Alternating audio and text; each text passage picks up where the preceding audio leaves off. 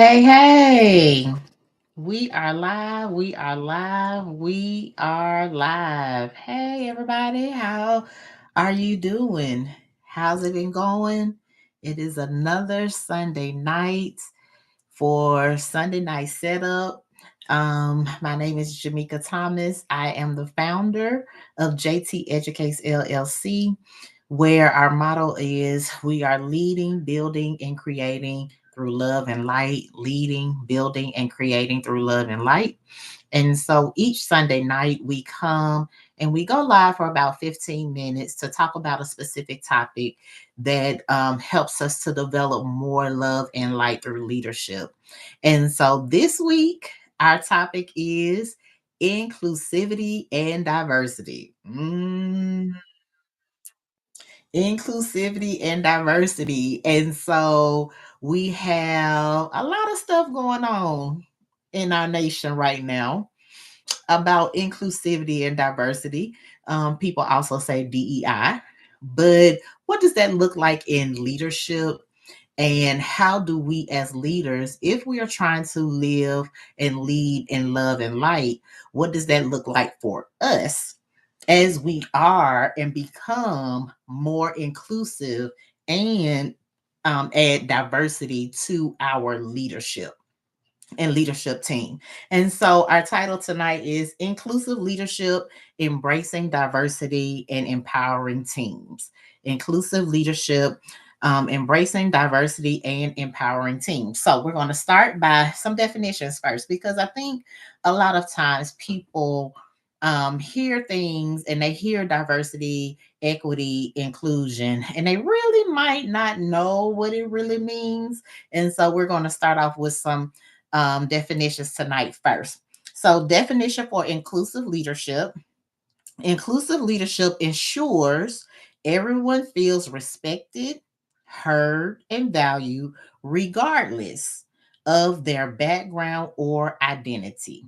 Again, inclusive leadership ensures everyone feels respected, heard, and valued, regardless of their background or identity. Diverse leadership embraces different perspectives, experiences, and cultures to strengthen teams and decision making. Diverse leadership embraces different perspectives, experiences, and cultures to strengthen teams and decision making.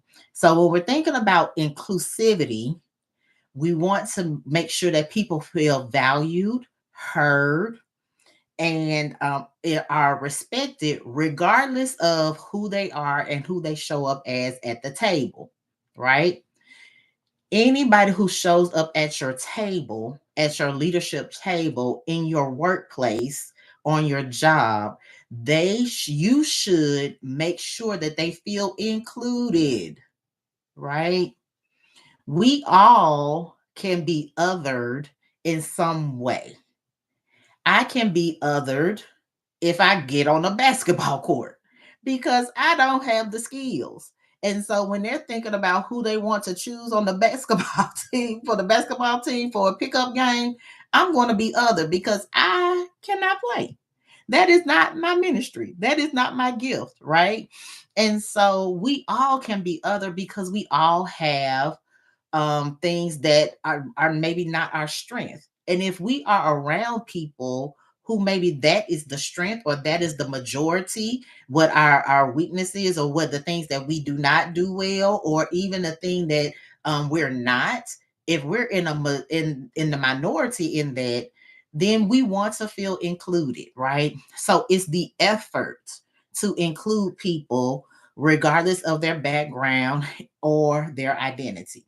Diverse leadership embraces different perspectives, experiences, and cultures to strengthen teams in decision making. So, when you are wanting to become a diverse leader or somebody who champions diversity, you want to embrace people that don't look like you because you find value in what they bring to the table. Now, if you are a progressive leader, if you are a leader that um, wants to make sure that you are on the right path, guess what you don't want? You do not want homogeneous thought. You do not want a yes man. Any great leader wants somebody on their team that has the courage to push back or has the courage to bring another perspective when they're having conversations, right? I remember I was interviewing for a position, and one of the questions for that position asked me, when did you push back on your leader? Right? Give me an instance where you push back on your supervisor. And I did have to tell about a situation that I did not agree with my supervisor in the way that they handled a situation.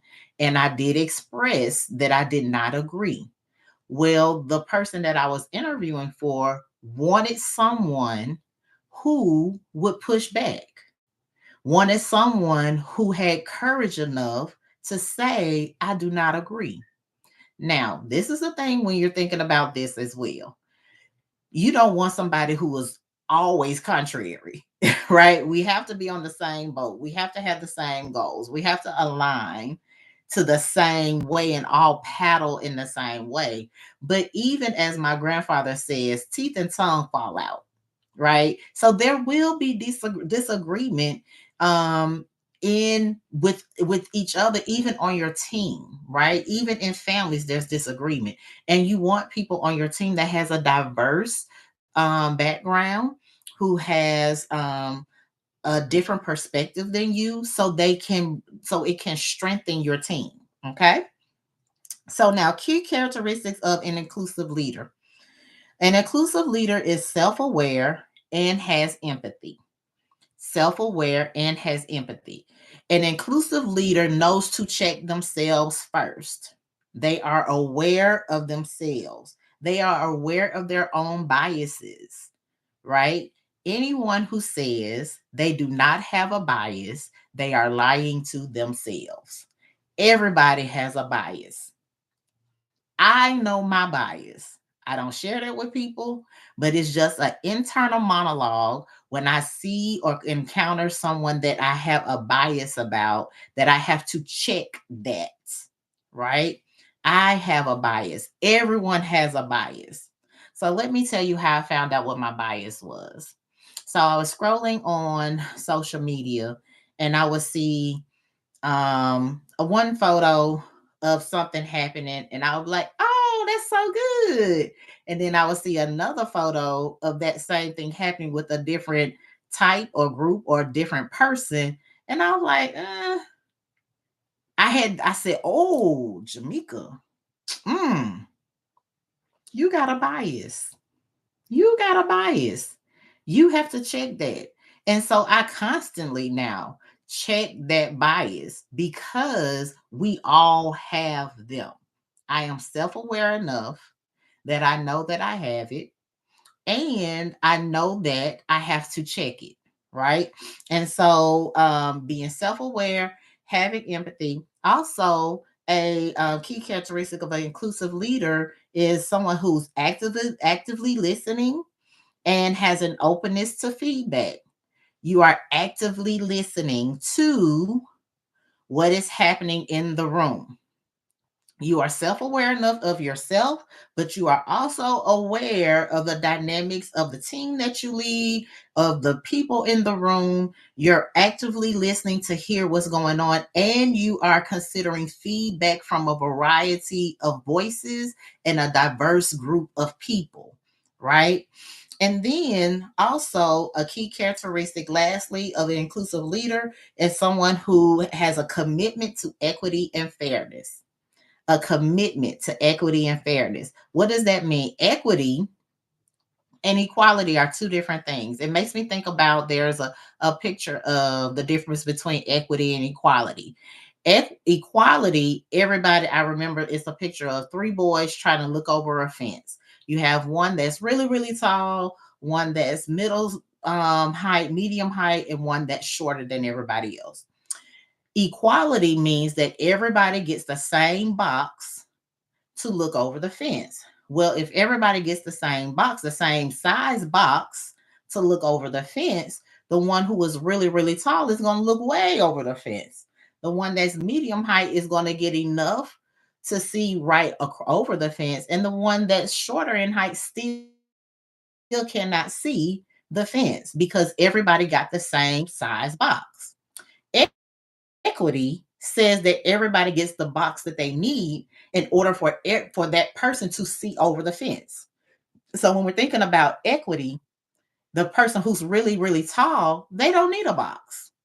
The person who is on the medium side height, they needed a box for their size in order to see over the fence. And then the person who was a little bit shorter needed a larger box so they can see over the fence. So equity means that everybody is able to see over the fence at the same time.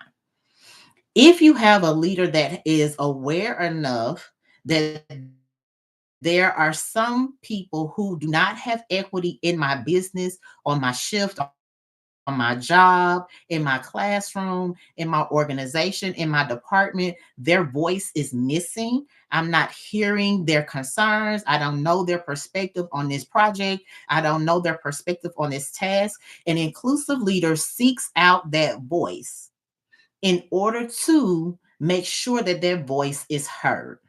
Okay? Now, what are some practical steps to practice inclusive and diverse leadership? Number one, and we already talked about it, you have to assess yourself and your team. You have to reflect on your bias and your blind spots. You have to be real with you and be honest with yourself about what your own biases are and your own blind spots. You might have lived in a community that everyone looked like you, sound like you, talked like you, went to the same church, lived like you. And when you start to grow and become a leader, you're used to those voices. You're used to that narrative. And so that is what you know when you start in your business or when you start with your LLC or when you lead your department. But there are other types of people in the world that are able and capable to do the task that you want to put forth. And you need to be aware that you have a blind spot because you have lived in this homogeneous community. You have a blind spot to people who might be different or the antithesis of that community, right? And we're not just talking about race. We're not just talking about gender. We're not talking about just sexual orientation. We're talking about regionally. We're talking about education wise. We're talking about wealth. We're talking about culture. Like, even within the Black community, even within the Black community in the South, there are different pockets of cultural norms. And so you have to think about what is the narrative that I'm missing and what can be added so we can have a diverse voice and a diverse narrative. Next, number two. So number one is assess yourself and your team. Number two, create a culture of belonging. It is up to you as the leader. Once you realize there is a gap missing, there is a representation missing, there's a voice that is missing in the narrative of your job or of your shift or of your class or whatever, now it is up to you to make sure that people feel like they belong and that they can speak out. You have to break the barriers down. You have to let them know it's okay to use their voice. It is up to you to decide and make room for diverse voices in the room. Now, you might have somebody that's like me that's just going to speak up wherever, whenever. That's just kind of my thing. But you might have people who aren't like that. And so they're afraid or they're intimidated or they don't know if their voice will be respected or heard because they know that they are different.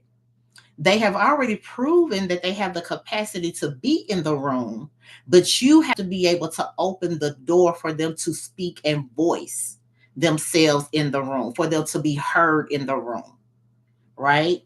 They are there because they have proven themselves already.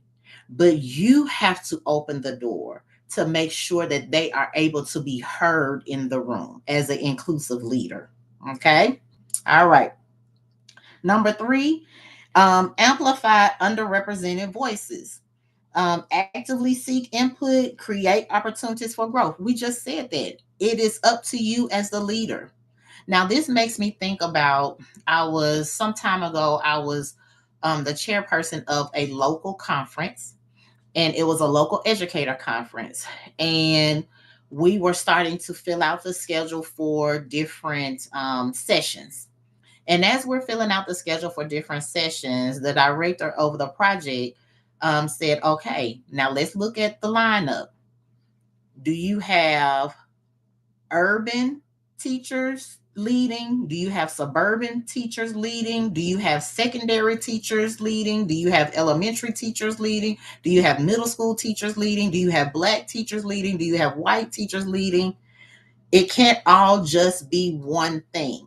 And so we had to put in the work to seek out and schedule a variety of voices at different time slots. So if we had a 9 o'clock, we made sure at 9 o'clock we had an elementary, a secondary, black, white, male, female, Hispanic. Like there was a variety of people at 9 o'clock. 10 o'clock, we did the same thing. We made sure that we had elementary, secondary, black, white, Hispanic, urban teacher, suburban teacher. We put in the work to schedule for inclusivity and diversity in um, per, pres- presenting or um, session leaders. My goodness, we put the work in to make sure that there was a variety in session leaders. Okay. We put the work in. Now, of course, me being a black female educator in urban area, I had a blind spot. I would put, okay, she would do this. I know she can do this. She is a good teacher here. She's a good teacher here. I know they can do this. I know they can do that. And I looked at it and I was like, all these people look like me. I want to be more inclusive. So I had to purposefully put the work in to include these people, to include people, okay? Or different session leaders. Last, be an advocate for equity. Go beyond inclusion and advocate for equity. What does this look like outside your realm of influence? Do you see it in other places that you're not the leader? How can you advocate for equity, inclusivity, and diversity outside of your realm of influence? Because it starts with you, but it doesn't have to end with you. It starts with you, but it doesn't have to end with you. Where can you take your influence other places in order to make sure that other areas of your life that you frequent socially, um, even with education and learning, like where are some other places that you can advocate for equity, inclusion, and diversity? All right, so that's what we have for this week. Again, our title was Inclusive Leadership, Embracing Diversity, Empowering Teams. And I want to have a call to action for you. Think about one way you can be more inclusive in your leadership, whether it is asking for feedback, amplifying someone's voice, or learning about biases. Start small, but start today. Think about one way you could be more inclusive in your leadership. I would love to hear it. If you would go ahead and if you want to share how you have done that, you can comment on this video. I don't want to be like, comment, and subscribe. But if you want to like, comment, and subscribe to this YouTube channel, I would appreciate that. I also am on other social media platforms like LinkedIn and also Instagram. And this has been a fun one with all the things that we have going on this week. This has been a fun one to talk about. Again, every week I want to leave you with be light, be love, and lead boldly. I want you to be light, be love, and lead boldly this week. Thank you so much, and see you next week.